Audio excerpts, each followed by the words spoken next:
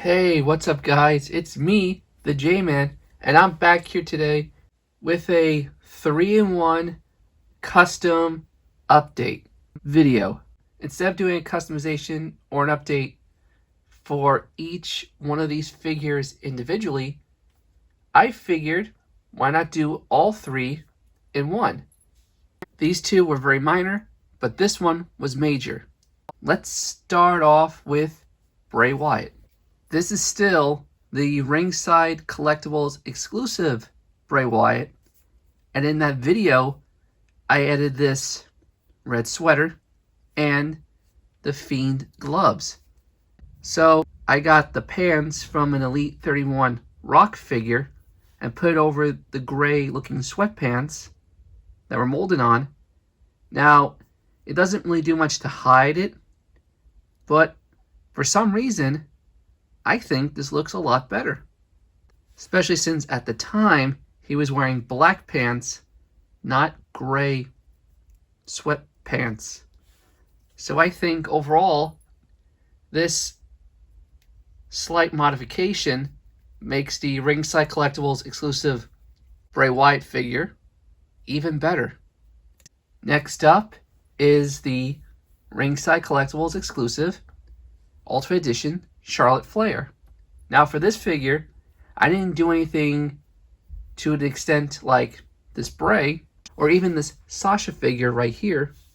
What I did was I wanted to reenact that photo she did where she showed off all the women's belts she won in WWE.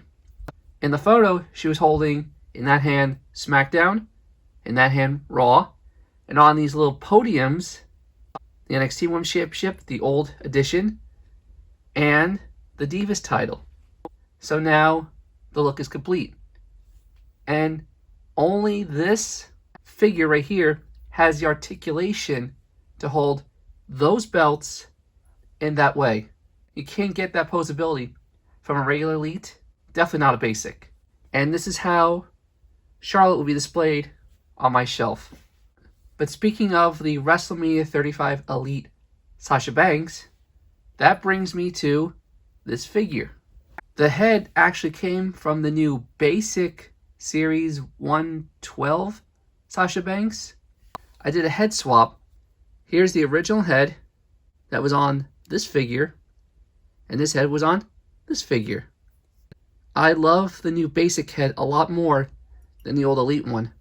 Even though this one actually does use True Effects, the True Effects on this one is better than this one. Also, fun fact, when I tried doing a head swap, this one, successful. This one, not so much. I'm not sure if the ball peg system or the heads themselves were different sizes. I couldn't get this head on this body, so I kind of glued it on. First, I cut the ball peg off. Then I glued it. I mean, it's a basic, and this body, like a lot of basic figures I have, was going to be headless. And I could always use this as a throw around type of figure for R-Truth's shenanigans. And after I did the head swap, I realized this came out even better than I expected. Because of Sasha's blue hair, it matches so well with the colors on this attire, especially on her wrists and upper arm and so on.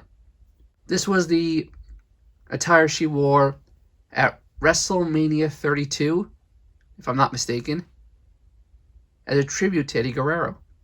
Now, I don't want to just leave this figure the way it is. I want to add further accessories, but I don't know what. And that's where you guys come in the comments below. Should I give her some glasses, her necklace, a shirt, a jacket, or a title?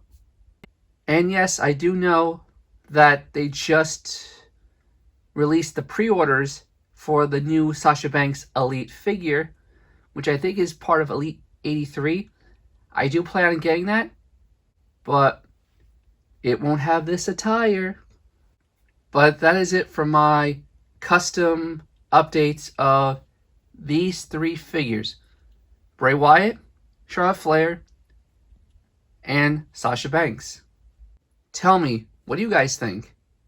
And which of the 3 figures here is the best figure I customized? Bray Wyatt, Charlotte Flair, or Sasha Banks?